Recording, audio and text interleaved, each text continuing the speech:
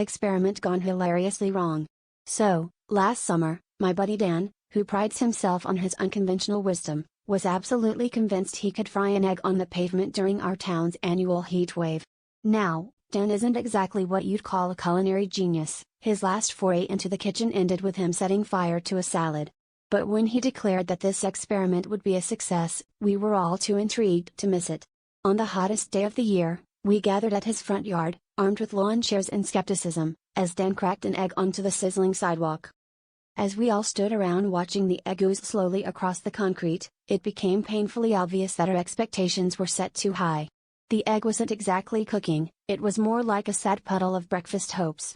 That's when the local dogs, led by the notorious beagle known as Sir Barks-a-Lot, began to congregate, tails wagging and noses twitching at the smell of potential street food. Dan, oblivious to the canine audience he had attracted, was too busy narrating his scientific process to notice. Before we knew it, the sidewalk had turned into a veritable canine convention, with dogs of all shapes and sizes circling the failed frying pan. Dan, still unaware of the mounting four-legged frenzy, was explaining the finer points of solar cooking when Sir Barks-a-Lot made the first move.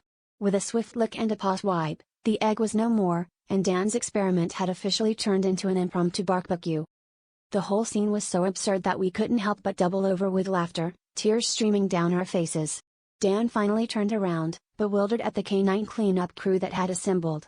"Well," he said, shrugging with a sheepish grin, "I guess you could say they scrambled to get their paws on it." With that pun, Dan may not have cooked an egg, but he certainly cracked us up.